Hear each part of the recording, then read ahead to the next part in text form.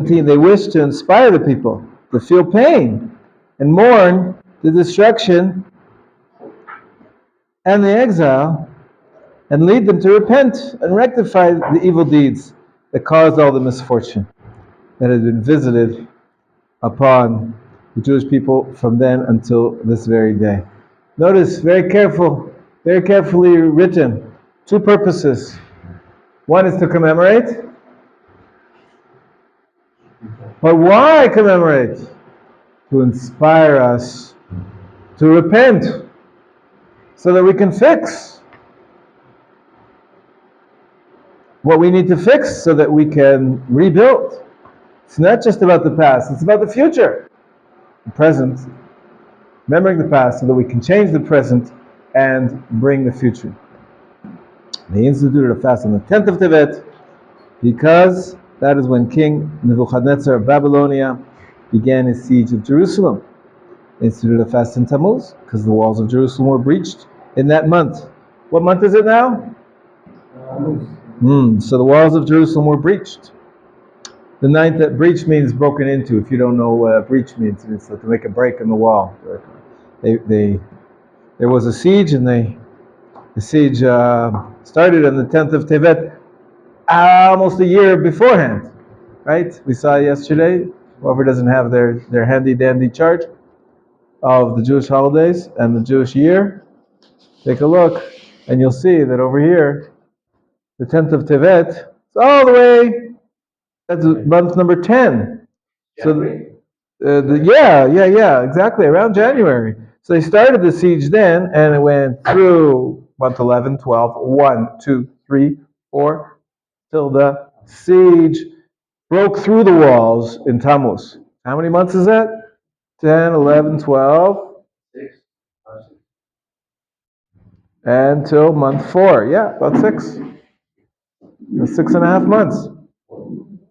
We continue. They breached through the walls, and then Jerusalem was not yet destroyed. Good morning. And then the 9th of Av was established a fast day because the temple was destroyed on that day. Finally, I'm on page 118 now. The 3rd of Tishrei, Tzom Gedalia was instituted over a fast over the murder of Gedalia ben Chikam, leader of the Jews who remained in Judea after the destruction of the temple, because his death extinguished the last ember of Jewish sovereignty in Israel. So who was Gedalia? The Jewish leader during Jewish leader. When? After or before Esther? Before Esther. After the destruction. After the destruction of the first temple. I'm on page 118 now, the top of page 118. The 4th fast, Tzom Gedalia, appears right now. We know right after Rosh Hashanah. Actually, he was killed apparently on Rosh Hashanah. But we don't want to fast on Rosh Hashanah because, it's a holiday. Okay. So, good morning, Hananel. Today is what day of the week? Today is Thursday. Yom Chamishi in Hebrew. What's the month we're in? We're in the month of Tammuz. What date in Tammuz? 10th, I think. 10th? I think so. Or even the 9th. The 9th. Is it Yud? Today is Yud, yeah? 10th.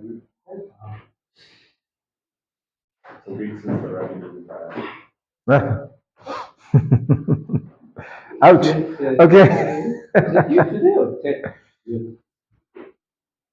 You looked it up in the calendar. It says Yud. And the Yud Zayin was therefore in a week from now. Double check this. Something seems okay. Oh, Avi made it. Today is Yud. Yeah, and next week is Yud Zayin. 7 days later. The 10th of Tammuz.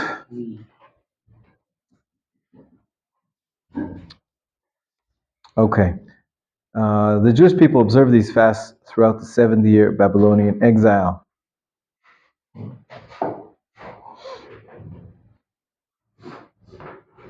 So far, how far have we gotten in Jewish history? First temple, right? First temple was at the end of the first temple. The siege was laid by King Nebuchadnezzar, Babylonia, right? And then that's on the 10th of Tevet. So these are all dates that are in the Tanakh. First temple, we have Tanakh. We have the history told to us. We have the dates. Asara B'Tevet started the siege. But they survived for quite a while. More than half a year. Until the walls were finally breached. You've seen battering rams? Well, that's more Roman. But 500 years before that, there was still warfare and there were sieges around cities. And the first temple apparently had a wall around Jerusalem. And they broke through on 17th of Tammuz. And then 3 weeks later, they set fire to the actual temple, and that's the 9th of Av. And then, how much later? 2 months later, there was Gedaliah was killed. Right after the destruction, Babylon, all the Jews were sent into exile. There were some few Jews left. And the Babylonians appointed a leader. It's Babylonian appointed. We didn't have our independence anymore. The Babylonians killed us all, exiled us all. Whoever was left, there was a few, I don't know, maybe a few hundred, don't know exactly, families. And people hung on, hoping for better times. They said it's good to have a local leader, so they appointed Gedaliah. And then in only 2 months, right, Tzom Gedaliah is in Tishrei, from Tisha B'Av, just approximately, almost less than 2 months, just a little less than 2 months, Gedaliah was murdered. So the last hope for this community to be able to stay in the land of Israel and have some form of leadership, some form of autonomy maybe underneath the Babylonian rule, that was squashed. That was bad news. Who murdered him? No. And this is why it's even so more significant. Is it one of his? He was murdered, assassinated by another Jew. Yeah. Gedaliah ben Achikam. You can read all about it in the book. The book. It's a good book. It's called the Bible. Tells this story of how Gedaliah was assassinated by another Jew. This is the 4 fasts we have. Asara B'Tevet, Shiva Asar B'Tammuz, Tisha B'Av, and Tzom Gedaliah, all commemorating the destruction. So far, we're even ignoring the fact that the history continued. We had a second temple, and that was also destroyed. That was on top of it. But first of all, the 4 fasts, which are in the Bible, they're all mentioned, based on the dates mentioned of the destruction of Jerusalem by the Babylonians. In year mine is 586, if you remember, was, so we have these 4 fasts. And then all Jewish people are in exile. There's no leadership in Israel. And then we have an upturn, and history continues. A question so far. It was Avia. Why was he assassinated? ברוך אתה אדוני אלוהינו מלך העולם שהכל נהיה בדברו. Only this period. Politics? You know, do I need to say more? You know, I should be the leader, not you. And who are you? And you know, and to tell you the truth, but politics is not a good answer. Really, the real answer is because they didn't have values of the Torah. Not allowed to murder, even if you think your politics are different. You should never hurt a fly, let alone kill someone. Of course, it's shocking, but it just shows you a little bit more about the moral condition of the Jewish people at that time. Someone else wanted to say another question? Yeah? Nah, not really. Just said there was no leadership for 70 years until the Persians allowed us to come back, and then, you know, We have Ezra coming, and Nehemiah coming, and Zerubbabel coming, and Yeshua, Kohen Gadol. That's the next wave. Another 70 years later. Okay? So we continue on page 118 at the first paragraph there. Avi, why don't you read for us? Page 118, the Jewish people observed.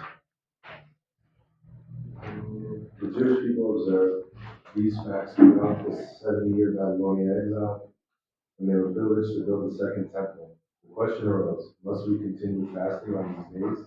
The prophet then answered, thus said the Lord of hosts, the fast of the fourth month in Tammuz, the fast of the fifth month, ninth time, the fast of the seventh month, Zon Gedalia, and the fast of the tenth month, the tenth time, shall become occasions for joy and gladness, happy festivals of the house of Judah. For you must love honesty and integrity. One more. Indeed, during the second temple era, these days became joyous festivals. Okay, so in one line he just said, well, for 70 years they were fasting these 4 days. And then, Baruch Hashem, hope, redemption. It's known as Shivat Zion, the return to Zion, not talking about the 20th century. What year we're talking about? In it's called the 6th century BCE, 2,500 years before. The first return to Zion was from Babylon. And they came back and they started to rebuild the temple. And then they said, okay, so we were fasting for 70 years, 4 times a year for the destruction. What do we do now? So they went and they asked the prophet. Didn't get quite a clear answer, but the prophet, that's the problem. When you have questions, ask the rabbi, not the prophet. In any case, it seems pretty clear that Zechariah says, what are you talking about? Well, we're rebuilding the temple. We've come back. The whole point of these 4 fasts was because we were destroyed because of the exile. Now we're not in exile, we're back. So we're not going to fast anymore. Okay, so what do they become? Festival days. We're hoping once again, maybe these days will become festivals again. We'll have more parties, another 4 party days in the calendar. Right now they're fast days. Opa, yeah, careful. Quick reactions there. I like that. All right, good. Hananel, read a little bit. When the second temple was destroyed, boy, he just fast forwarded 500 years. You notice that? The second temple, which was the hope, return of the captives from Babylon, of the exiles have returned. We built them the second Beit HaMikdash, and we developed it, and we survived underneath the Persian Empire. And then when Alexander the Great came, we still had a temple. We even fought against the Hasmoneans, threw off the Greek persecution when it turned into persecution. And we had some form of independence until the Greek Empire was taken over by who? The Roman Empire. And they were not having any of this independence business. The Jews rebelled against the Roman Empire. It's called the Great Revolt. And unfortunately, the Romans sent their general Titus,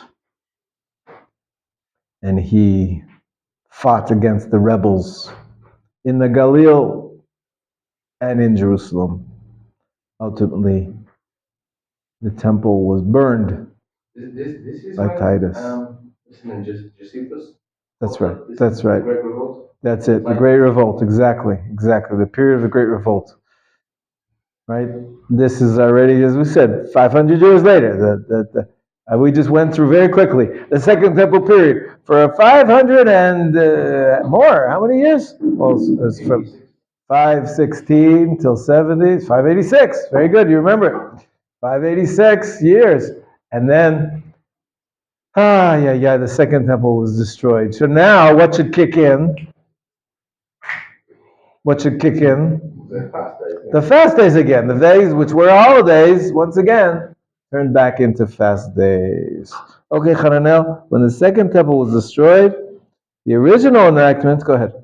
When the second temple was destroyed, the original enactment was reinstated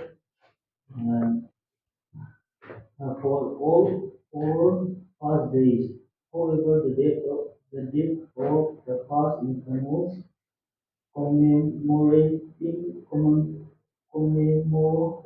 the breach of Jerusalem was changed. When the first temple was destroyed, the city was breached on the 9th of Tammuz, and thus the Jewish people fasted on that day throughout the 7 years. 70. 70 years. Babylonians exile. When the second temple was destroyed, however, Jerusalem was reached on the 17th of Tammuz, which is when we have fasted ever since. Wait a minute, you understand what he just said here? Is that history repeated itself. Right at the end of the Second Temple era, there was another siege of Jerusalem, this time by the Roman Empire. By the way, we keep fighting every year. You know where the Israel Convention Center is? Right across from the Central Bus Station. It's a big convention center. Binyanei Oma. Yeah, it's called the Israel Convention Center, ICC in English. It's across from the CBS, right? Tachana Merkazi, Central Bus Station. Anyways, they have under there, it's amazing, they have, because right on that site, you can't build in this country. It's terrible, because every time you dig, you find archaeology, and then they stop you. So they had a problem because they dug right there, and then they found all of the artifacts from the Roman legion, from the period of the destruction of the temple, from the Great Revolt. The Romans sent legions, thousands of soldiers from Rome, and they had camps, and they had food, and they built encampments, and we have remnants of all that. You can still see it till today. There's a nice exhibit underneath the convention center. Of course, we have so much artifacts from the Roman legion in other places around the country as well. But this is very close to us, so I figured I'll just throw that in. Anyways, the Romans once again set a siege around Jerusalem, and believe it or not, they breached through the walls again in Tammuz. It wasn't exactly on the same date. First temple was on the 9th of Tammuz. The second temple was on the 17th of Tammuz. So which one do we fast? Sages could have said fast them both, but they said, come on. They're both in Tammuz. It's the same idea, the breach of the walls. Let's put them together. We don't want anybody to get hurt by fasting too much, right? If you fast too much, you could get sick. So they said only one day. Which did they choose? 17th. Why the 17th? Why the second temple? The most recent. So it's the most present, most pressing. For us, the reason why we don't have one now is because of the second temple, not because of the history of the first temple. But obviously we commemorate both on the 17th of Tammuz. Well done. Okay. Zachariah, continue reading, please. Even though we're 6 lines from the end of the page, or 8 lines from the end of the page. 8 lines. Even though the 4 fasts were originally instituted by the prophets to commemorate the destruction of the first temple, which is why we fast on the 10th of Tevet, which is when Nebuchadnezzar laid siege to Jerusalem during the time of the first temple, and on Tzom Gedalia, which marks the end of Jewish sovereignty in Eretz Israel at the end of the first temple era. The sages nonetheless decided to establish the fast commemorating the breach of Jerusalem on the 17th of Tammuz, which is when the city was breached at the time of the second temple, because the pain of the second destruction is more acute to us. Furthermore, the verse that calls that fast the fast of the 4th month, implying that the most important part, the enactment, is that it should take place sometime during the fourth month, Tammuz. Therefore, even when the sages changed the date from the 9th to the 17th, they did not substantively alter the prophet's enactment of a fast in the fourth month over the breach of Yerushalayim. Nothing changed with regard to the 9th of Av, because both temples were destroyed on that day. Which is a little bit uncanny as well. Of course, there's some discussion of that, but got it? Everybody got it? Got the structure? Okay, now he's going to tell us some more history. Asara B'Tevet. I'd like you all to read silently from number 2 for about 5 minutes, and then we'll pick it up at number 3 together. Okay? So number 2, I'll give you 5 minutes to read it on your own, and then we'll discuss it a little bit, okay?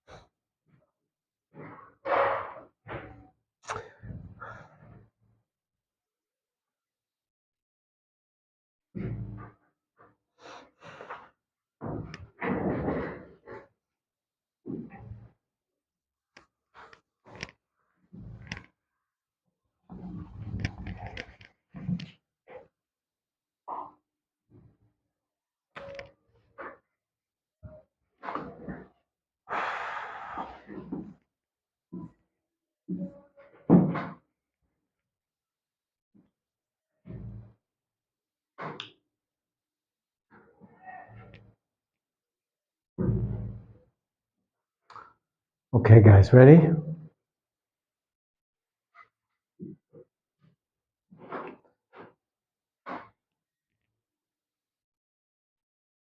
we don't know when the siege of Jerusalem, I don't know when the siege of Jerusalem started in the Second Temple period. We use the 10th of Tevet, which was the siege of the First Temple. But there were a number of events that happened in the Second Temple period, which we want to commemorate as well. This was such an important period. I've been talking to you about the period of the sages, right? As the golden age of Judaism. It's based on the big transition that happened in the Second Temple period.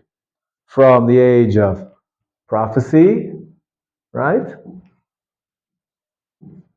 Till the last of the prophets. Few of them were members of the Great Assembly. Famously, Ezra, the scribe. He says some people associate him. He is the same person as Malachi. He had two names. I have two names. I'm the same person. Could be that also Ezra had two names, Malachi and Ezra. In any case, Ezra is known as Ezra the scribe, HaSofer.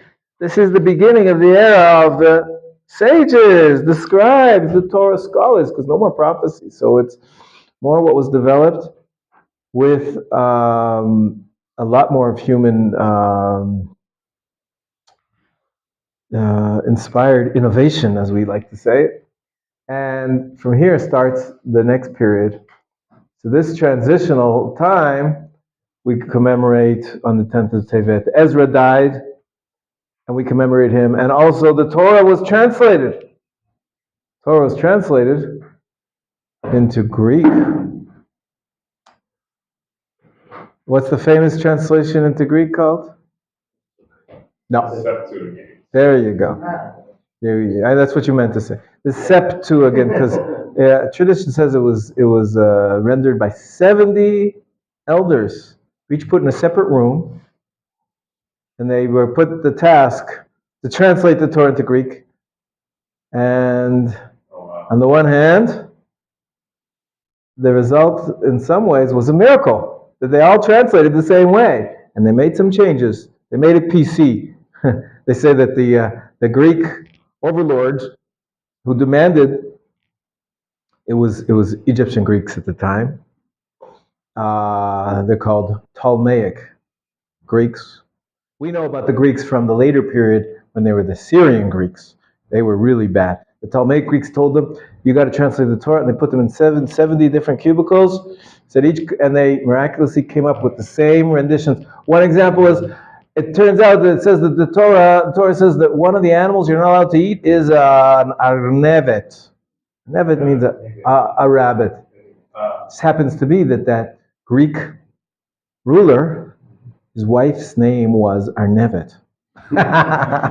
So they said, this is not a good idea to keep that. This is one of the stories in the Talmud. And so they all changed it. And they all changed it in the exact same way, just to make it, like I said, PC. In any case, so it was definitely divine assistance, but in the end of the day, any translation is a commentary, and any translation opens up to misinterpretation, and I'd like to explain many times,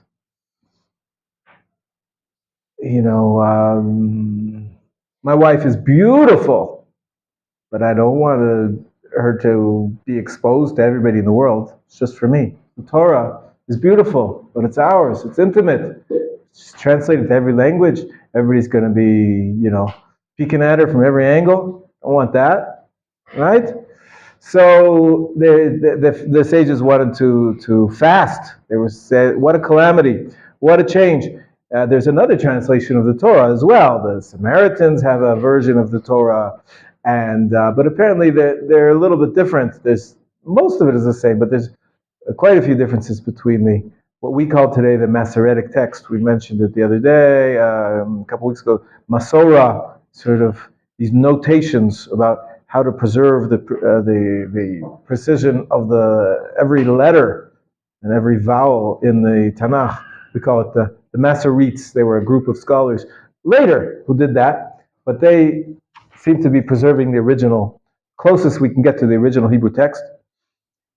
Whereas we have these translations into Greek and into Samaritan. It's a sort of like a dialect of Hebrew, but it's anyways, they have similar corruptions of the text and differences. It's a fascinating topic of study. But the Jewish tradition, of course, says that the Masoretic text is the most reliable, and that's the Torah that we use in our Sefer Torah. Anyways, all that happened during the Second Temple era. And this was part of the upheaval of the Second Temple era. So when we commemorate the destruction of the Second Temple, we also commemorate the 8th and 9th of Tammuz, together with the 10th of Tammuz. Again, the rabbis wanted to take it easy on us. Only one fast day, not fast for 3 days, 8th, 9th, and 10th, but we commemorate all those things. Okay, who had a question here? Was it Eov? Was it you had a question? No? No? Somebody? Okay. Yeah? I mean, Septuagint? Septuagint, yes. Was this when the Greek church and then the Romans rejected the old Torah? Because they had their translation, this is the Torah that we have from Greek. Is this maybe... Yeah, I think it's a part of the attempt to co-opt the Jewish tradition and say, we'll take it from here. But they ignored the traditional Jewish explanations of the text and the rabbis' development of that oral tradition. They went with the book. It's the non-Jews who called us people of the book. We really were people of the tradition. Of course, now the tradition is written down in books. We have books all around us, right? But we have an oral and a written tradition. In any case, this was the 10th of Tevet. Now we're in Tammuz. So let's move ahead to section 3, page 121, Shivasar b'Tammuz. The sages state in the Mishnah, aha, pay attention. The 5 tragic events befell our forefathers on the 17th of Tammuz. Eov. Sages state in the Mishnah, 5 tragic events befell our forefathers on the 17th of Tammuz. Tablets containing the 10 Commandments were shattered, the daily Tamid offerings were terminated, the city of Yerushalayim was breached, and Apostolos burned the Torah scroll and placed an idol in the temple. Wow, so we have, in one day, we have 5 events. Well, of course, the 17th of Tammuz is, we said, that was in the Second Temple era, right? 17th of Tammuz, so that's over a year. 17th of Tammuz before the year 70, right? But this is year 0, this, right? 0 to 500 is the sages, so it's minus 500 approximately, right? This is the period that we're talking about of the Second Temple. The Second Temple was destroyed in year 70. So just before that, this is the event that we all talk about. The first thing we talked about, and that is that the siege, there was a siege around Jerusalem, and the walls were broken through on the 17th of Tammuz. That's over here. But there's 5 events. The Mishnah. When was the Mishnah written? 200. Excellent. Thank you. Year 200. So the Mishnah is recording an oral tradition being written down. What's the oral tradition? There's 5 reasons they instituted the fast. Of course, the breach of the walls is obvious because it's in the psukim about the first temple breach of the walls, right? Although it was in the 9th of Tammuz. But in any case, the 17th of Tammuz that we fast, after the temple was destroyed, it's to commemorate both of them on the 17th of Tammuz. But that's only one event. There's more. What are the other events? Tablets? The tablets containing the 10 Commandments were shattered. Where should I put the X for that one of the 5 things? Oh my gosh, that's right. That's how many years? 1,500 years earlier. We have a tradition, and I can show it to you in the verses where this tradition comes from. We actually spoke about it before Shavuot. We were trying to go through the calendar of the Exodus through to the giving of the Torah on Sinai, 50 days later. And then after that, there was the Set of the golden calf while Moshe was up on the mountain for how long? 40 days. What's 40 days after the 6th of Sivan? Sivan to Tammuz. Sivan Tammuz. 17th of Tammuz, exactly 40 days after the receiving of the revelation at Sinai. So that Moshe came down with the tablets, and he broke the tablets because they were worshiping the golden calf. So on the same day, our tradition tells us we've got events divided by 1,500 years. What an amazing tradition. Isn't that amazing? Same day. You're connecting to all of Jewish history, not just one point in history. And it's not even, you want to say, okay, it's another point in history over here, because I'll put it in brackets. The Mishnah doesn't list it, because that's the 9th of Tammuz, the breach of the walls by Nebuchadnezzar, the Babylonians, at the end of the first temple. That one, they equate that with the breach of the walls. So there's really 6 things. But let's continue. So what's the third? Tablets, and then what? The Tamid offering was terminated. Most people understand the Tamid offering was terminated over here, before the end of the second temple as well. So I'll put another X here. In other words, the Romans laid siege on Jerusalem, and but the Jews kept up the temple offerings every day. They had what's it called, where you keep sheep and goats?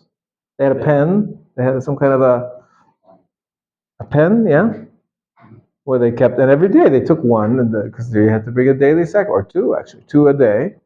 So they're under siege. They couldn't get any more sheep, so they ran out. That was the end of the Tamid offering.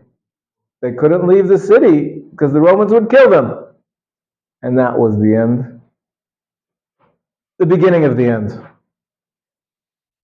The end of the temple sacrifice, the daily Tamid sacrifice. Next, what's the next one?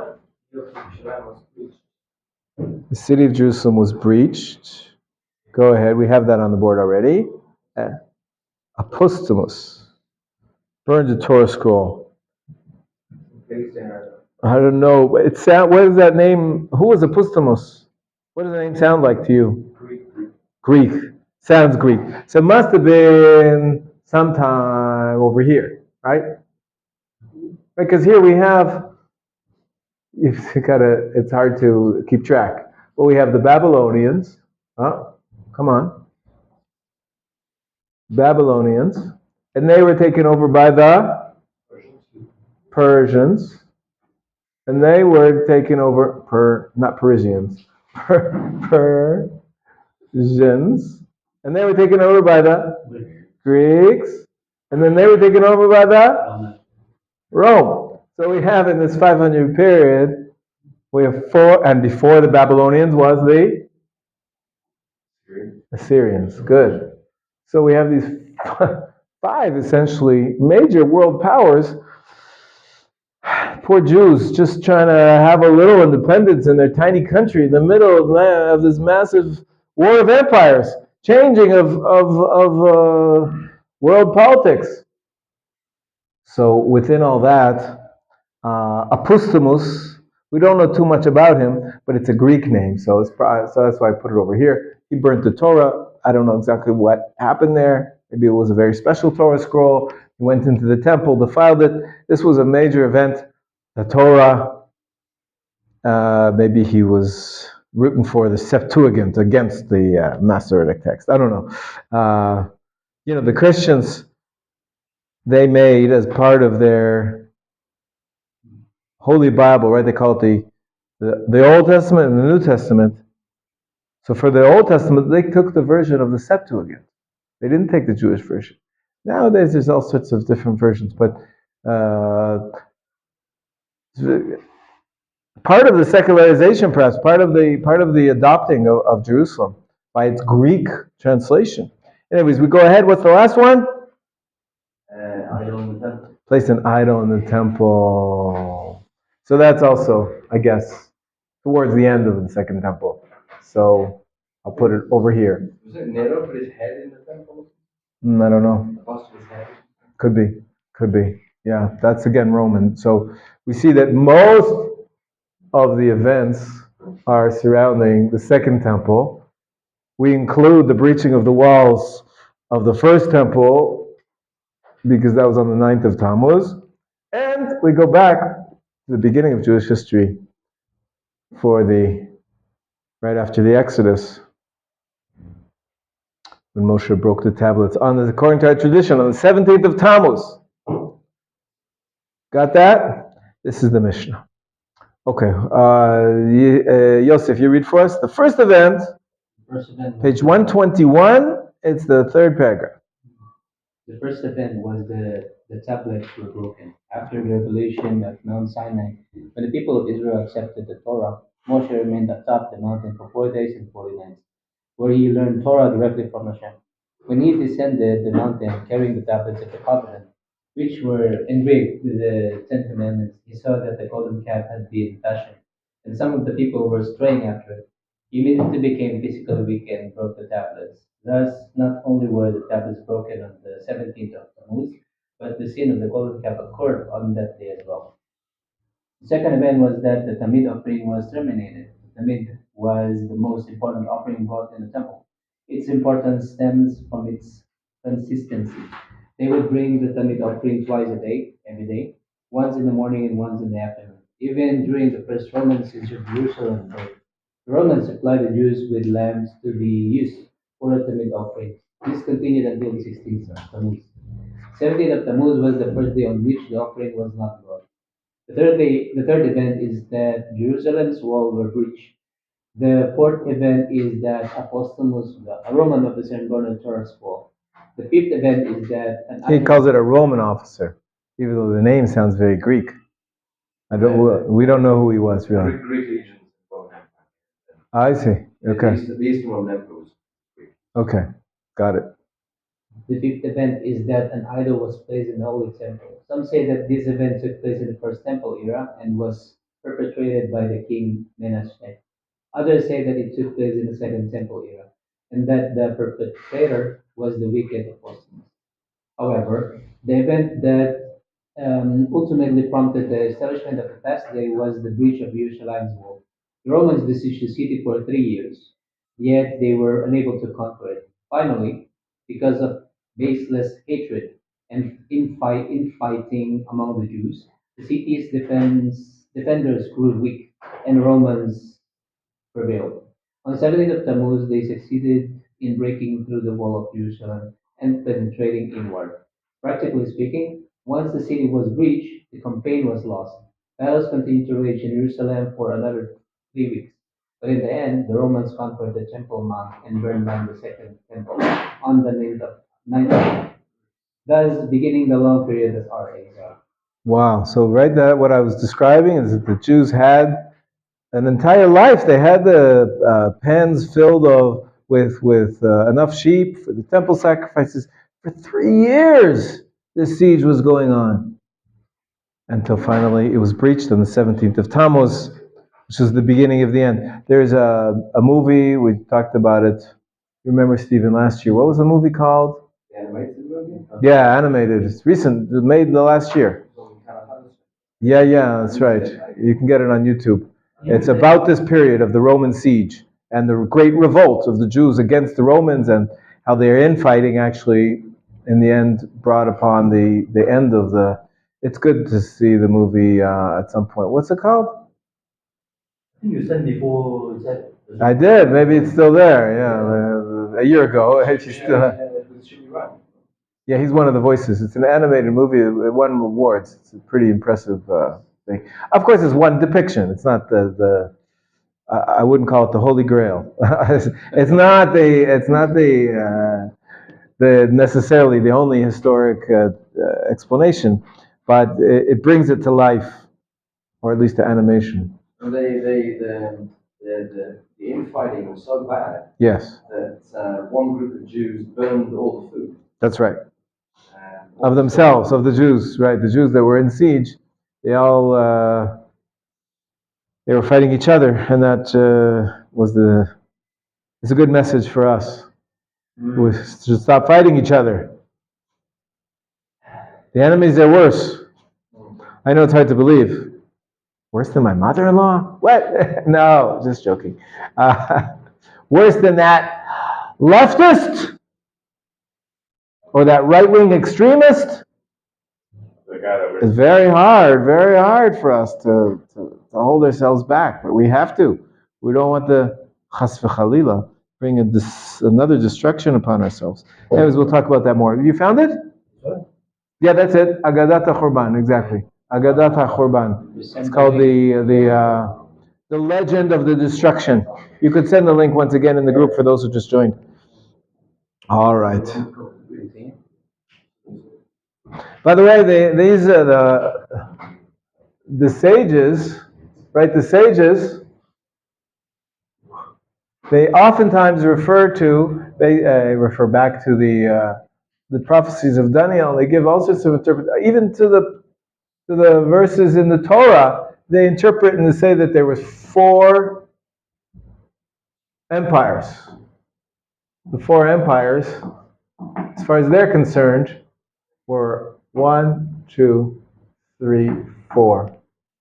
And as far as they're concerned, the Roman Empire extended, and by association, we say that we're still in exile. Now, until we rebuild, it's called an extension of the Roman Empire.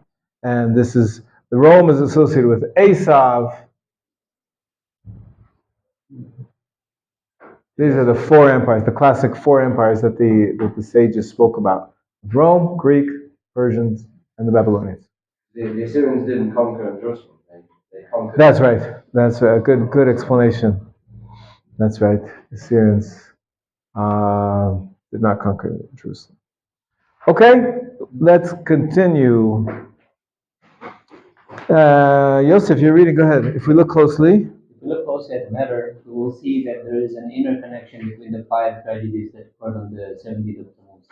Each one manifests the crisis that first affects spiritual roots, then pierces the wall of faith, and finally causes severe damage that, if not repaired promptly, will lead to total destruction, as symbolized by Tisha B'Av.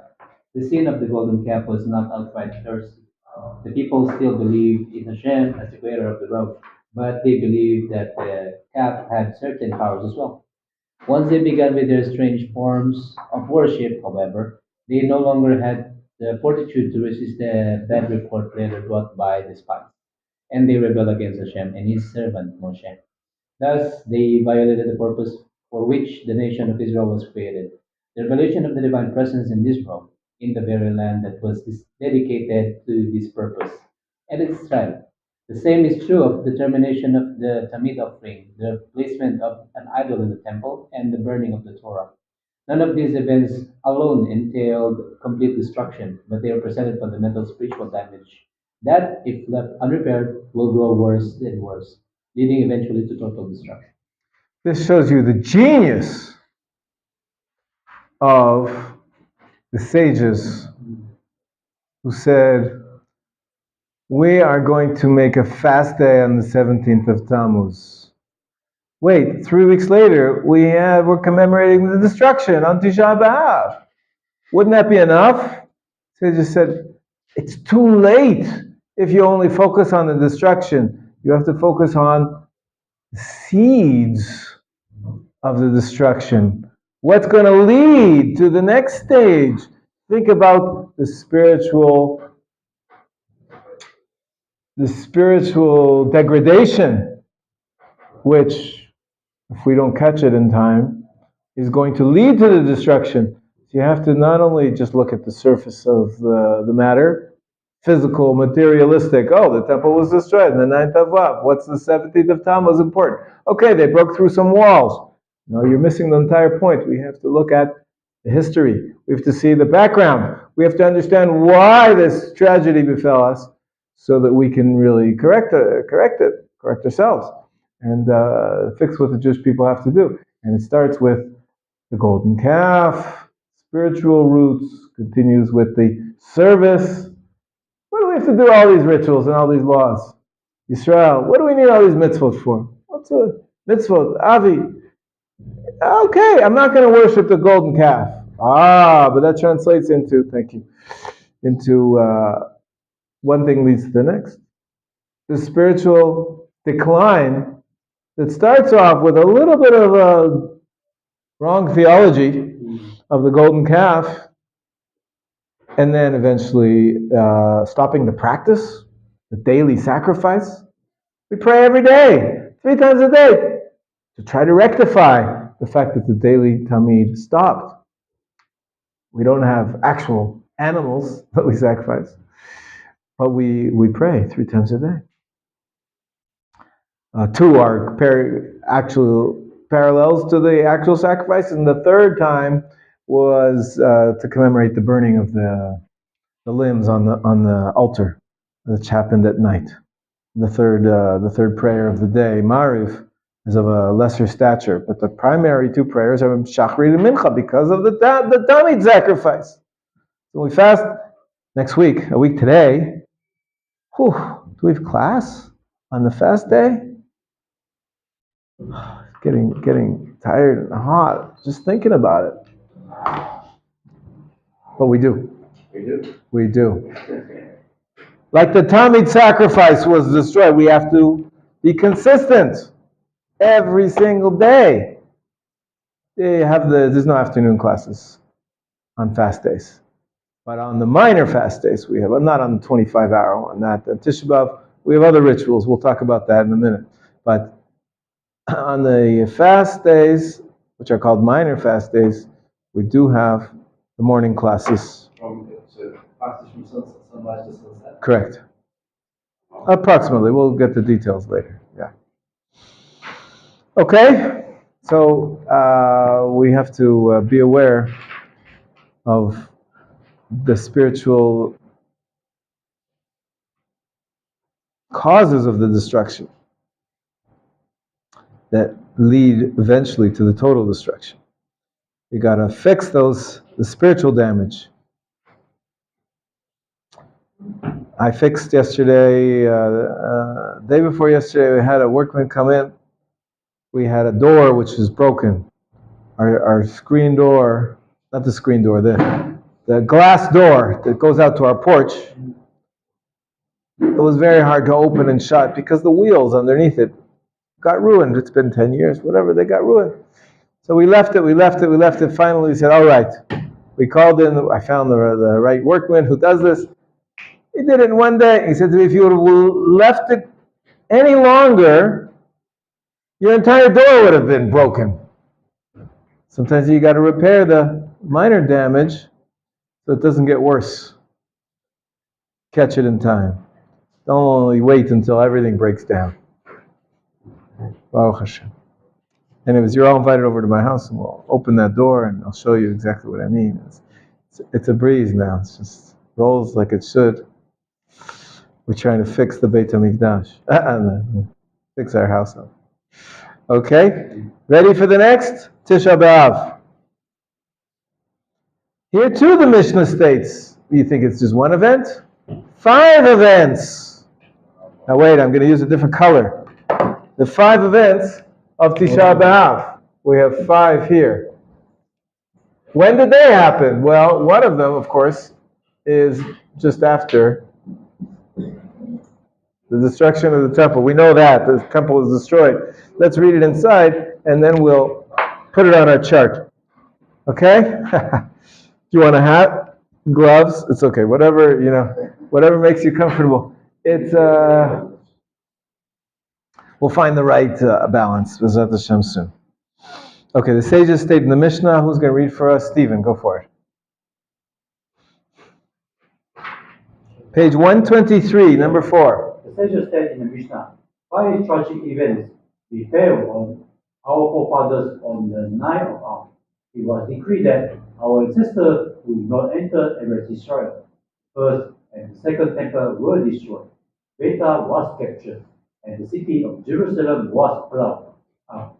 Hadith 26b. The first event happened in the generation of the wilderness. Moshe granted the people request and sent 12 spies to scout the land of Canaan.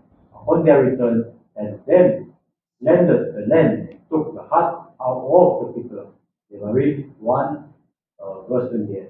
By saying that they would not be able to conquer the land of Canaan because its inhabitants were powerful giants, whole community broke into loud cries, and the people wept that night. All the people of Israel complained against Moshe and Aaron. The whole community said to them, if only if we had died in the land of Egypt, or if only we might die in this wilderness, why is the Lord taking us to the land to fall by the sword? Our wife and our children will be spoiled. It will be better for us to go back to Egypt. And they said to one another, let us head back for Egypt. Bamidbar 14, verse 1 to 4. Joshua and Caleb rebuked them, saying, the land is exceedingly good. If the Lord is pleased because he will bring us into that land, a land that flows with milk and honey, and give it to us. Only you must not rebel against the Lord. Have no fear then of the Lord, of the people of the country, for they are our friends. Their protection has departed from them, but the Lord is with us. Have no fear of them. Nonetheless, the people did not accept their word. On the contrary, the whole community threatened to help them respond. The sin of spies was worse than the sin of the golden calf on many levels. Stop there for a second. What are the spies called in Hebrew? Meraglim. Meraglim. The Meraglim. We just read about this. What parsha was that in? Close. You got it. Shalach is not Bishalach. Bishalach is a different parsha. Shalach was a couple weeks ago, and I can't forget that one because that was my bar mitzvah parsha. You too? All right. Shalach lecha anashim. I could recite it for you now in the voice of a 13-year-old. I actually have a recording of me when I was 13 singing my bar mitzvah parsha. I'll play it for you once. I was cute. Anyways, the sin of the spies, our tradition says, happened on the 9th of Av. Hang on! Where do I put that on the chart? Also, way back, after the Exodus. Also way back. Do you see a theme here? It's not only about the destruction of the second temple, or even about the destruction of the first temple, which we'll get to in a second. It takes, our sages take us all the way back, and according to our tradition, these horrible crimes and essentially sad and tragic events for the fledgling Jewish people just were created when they came out of Egypt. They sinned with the golden calf, and then not far afterwards, they sinned with the spies, not too long afterwards. So, which was worse, the sin of the golden calf or the sin of the spies? What did you say, the spies? That's just because he was saying. What do you think about it? Which is worse? You had to think about it for a second. Golden calf. Why? Because it's one of the 3 capital punishments. Of course, but it's avodah zarah. That's idol worship. They just got the Torah from God. They heard Revelation at Sinai, and now they're worshiping a calf. They're worshiping an idol. That's part of the 10 Commandments. Is don't worship idols. How could they do something so bad? And now he's going to try to make an argument that the sin of the spies was worse. And they said, we're not going to go into the land of Israel. Oh, we're so sad you took us out of Egypt. Why is that worse? Whatever it is, they're both way back when part of the spiritual failures associated with this day, right? This is the 17th, this is the 9th of Av. All these events were 17th of Tammuz, right? So we went through all the events leading up to the destruction in the 17th of Tammuz and the spiritual underpinning, and now we're talking about the 9th of Av, starting with the sin of the spies. Okay? Let's read why Rabbi Melamed wants to convince us that the sin of the spies is worse. And the golden calf, I can't imagine how that could be true. I hope he's convincing. I hope he's convincing. Well, one thing which might indicate that he's right is that which of these fast days is more severe? Tisha B'Av is more severe. How do you know? 25 hours and not just the daytime. It's considered the major fast, not a minor fast. So I assume that the sins associated with it are going to be more serious. But other than that, it doesn't make any sense to me. Golden calf, right up there. One of the worst sins in history, in my books. They were going to kill Moshe. Also, yeah. Well, Moshe was up on the Sinai. The spies. Oh, the spies, you're saying, maybe that's why. They were going to kill everyone. Yeah. I'm sure they know Calvin. Ouch. Okay. Okay. Are we talking about why the sin of the spice is greater compared to the? Exactly. I would think that because the golden calf, they have like still they have the emunah, but in the spies they completely like They lost faith in God. yeah, and Wow. they don't want it to enter the At land. least they were worshiping the golden calf as the representative of God. They didn't mean to reject God, but by the spies they were saying, we have no God guiding us whatsoever. Aha. Okay. I guess Rabbi Melamed's onto something. You guys are onto something. Let's see what he says. Sin of the spies. Shmuel, why don't you take over here? The sin of the spies was worse. Page 124 in the middle. At the top of the paragraph? Yeah. And the sin of the spies was worse than the sin of the golden calf on many levels. The sin of the golden calf, the people did not completely reject God or Moshe, merely erred, thinking that Moshe disappeared, that God would no longer reveal himself to them manifestly. Yeah. Okay. Okay. Therefore, they felt it necessary to search for a God that they could serve as an intermediary between them and the Creator. Consequently, God later forgave the Jews for this sin. When it came to the sin of the spies, however, people denied God's ability to operate in this world, help them conquer Eretz. They even betrayed their main mission, for which the world was created, which Israel was chosen, to reveal the divine presence in this world through Eretz. Therefore, God did not pardon the sin of the spies. Rather, He decreed that all those who participated in the sin must die in the desert. Only Yeshua ben Nun and Caleb ben Yefuneh refused to join in the sin, were privileged to enter Eretz Yisrael. That night, when the people wept, showed disdain for the delightful land. Zechariah 7:14 was the night of the 9th of Av. God said, "You wept in vain. I will make you weep for all generations." And then 4b. At that moment, it was decreed that the temple would be destroyed. The sin of the golden calf caused a breach in our wall of faith. Consequently, the walls of Jerusalem were likewise breached, and a crack formed in the Torah's glory and the temple service. The sin of the spies destroyed basic faith in Israel's mission to sanctify God's name in this world.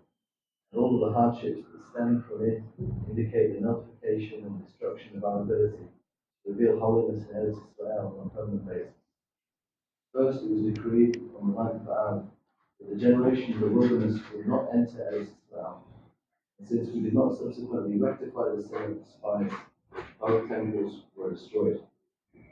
We failed to rectify the sin after that as well. So the city of Beitar was destroyed when Bar-Kokhba's rebellion faltered. Jerusalem was plowed up. All of these tragic events prevented the revelation of the divine presence in Eretz Israel. That is why we mourn or fast. So what he's saying is that faith, of course, is important, and any breach of faith, like the golden calf, is terrible. But the sin of the spies is not just about theology. It's about the Jewish people are able to do God's mission in the world or not. Is God going to take us into the land? Are we going to be able to reveal godliness in the world? That's the primary purpose of the Jewish people. If you play with that, then you can't have a temple. You can't have a second temple. You can't enter the land of Israel. The whole point of Judaism is to enter the land of Israel and to reveal godliness here in the world, and specifically in Eretz Israel. And that's why he says this is more than just a breach of faith. You get it a little bit wrong. The theology, a golden calf, another representative. No, this is really the essence, goes to the heart of what it means to be a Jew, what the Jewish people are formed for, and that is to reveal godliness within this world. And the sin of the spies was, we have to stay in the desert. We can't come into the land. Anyways, he adds in here the sin of Beitar. When did that happen? Beitar?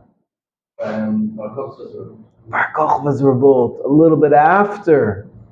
Right? Year 70 was the destruction of the temple. Year 135 was, right? Year 70 was the Great Revolt. 135 was the Bar Kokhba revolt. Sure, the Romans came and destroyed the temple, but you can't put the Jews down. They wanted their independence from this Roman Empire. They thought, we can throw off, they're getting a little weak. The Roman Empire is weak, maybe we can reclaim our independence. They minted some coins. They just now found in Georgia a cache of coins, and including a coin from the Bar Kokhba that was minted by the Bar Kokhba rebels, all the way in Georgia, because the Roman legion went from Israel. They went all around the world, and they were stationed. The next place they were stationed was, near Russia, and they found there some coins from the Bar Kokhba revolt, 135 CE. So 65 years later, part of the Bar Kokhba, that you could say the headquarters, perhaps the primary residence of the Jewish people during that time was in Beitar, a city called Beitar. Have you been there? It's been rebuilt. It's a massive city called Beitar. Different from Beitar Elite? No, same thing, yeah. It's right near, how do we know where it is? Because there's an Arab village, which is called Batir, right across the street. So Batir, Beitar, preserves the name. We know where it was, and we rebuilt the city. Massive. It's called the town of Torah and Chassidut. It's a Haredi enclave. Thousands of families. Rebuilt Beitar. But anyways, Beitar was destroyed after the temple. And it says that the city of Jerusalem was raised. Well, that was somewhere in between here. Maybe it was by the Bar Kokhba revolt. Somewhere within those 65 years, the Romans may want to make sure that the Jews don't get any ideas once again building a temple. And so they destroy Jerusalem. These are the 5 things. Essentially, there's 3. The first and the second temple. So I'll add one over here. First temple times. First temple is destroyed. And then over here, the destruction of the city of Jerusalem as well. Beitar, city of Jerusalem, the second temple, first temple, and starting all back with the sin of the spies. Those are the 5 things that happened on Tisha B'Av. Got it? Last one. One more of the fast days brings us to which period?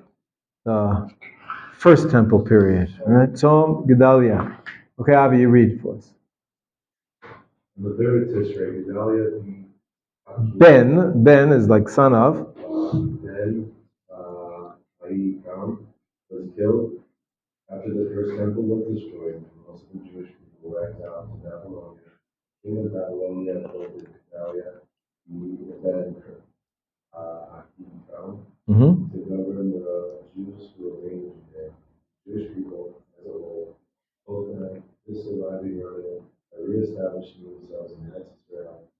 They rebuilt the temple and reestablished Jewish sovereignty, together with those who eventually returned from Babylonia after 7 years of exile.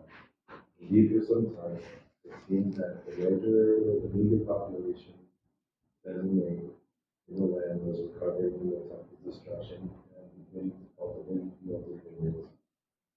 However, the king of Ammon, who wanted to eradicate the remnant of Israel, sent Ishmael and Netanya to murder Galia. Ishmael had an additional personal reason to carry out the scheme. He He was a member of Judaism's royal family, and he thought that he should cover Judaism separately. Several military officers warned Gedalia about Israel, and even recommended killing him before he could carry out his plan. But Gedalia did not believe them, accusing them of maligning Israel. In 7 months, Ishmael ben Netanya and Abishama, who was the lord of the Senate, who had been one of the king's officers, came with 10 men to Gedalia ben He, and Spot, and they ate together there at the spot. And Ishmael ben Netanya and 10 men who were with him arose and struck down Gedalia ben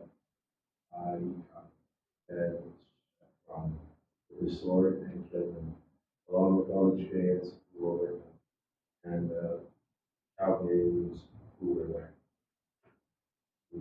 41. This extinguished the last ember of Jewish sovereignty in Eretz Israel, and realized the full measure of exile. This is why the prophets instituted fasting. There is some uncertainty as to when exactly the value was killed. Talmud states that the murder happened on the third of Tishri. However, some Rishonim explain that he was killed on the first of Tishri, since the holiday of Rosh Hashanah is celebrated on that day. The fast was postponed until the third of Tishri. Sages also state the institution of Tzom Gedalia demonstrates the depth of a righteous individual and the tantamount to the destruction of the house of God.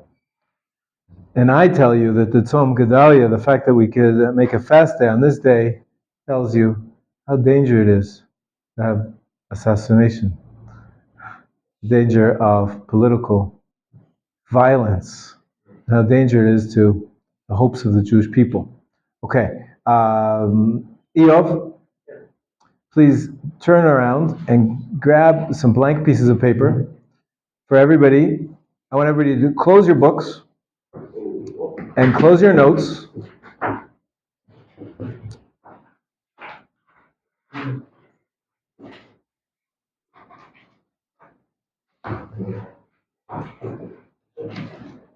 Everybody take a piece of paper. Here's a pen if anybody needs an extra pen. Bevakasha. And I would like you to write down a chart of the 4 fast days which commemorate the destruction of the temple. And that's one column is the 4 fast days, the dates. I'll do it on the board with you. And I'll erase this so you don't get any cheating ideas here.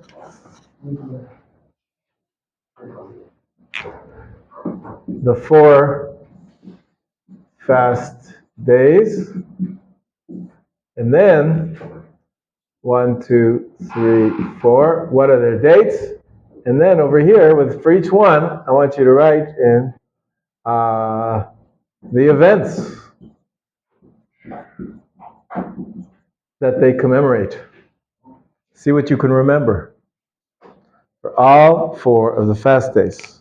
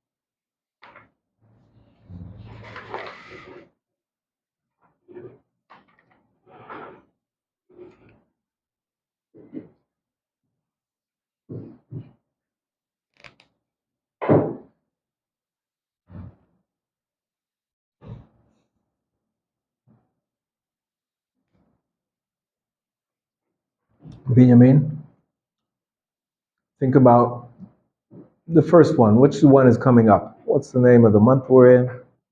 And then think about the one that's coming up next month. You know some of them, even if you don't remember all of them. Just think about the names of the fest days that are coming up that we've been talking about. From there, you'll be able to build.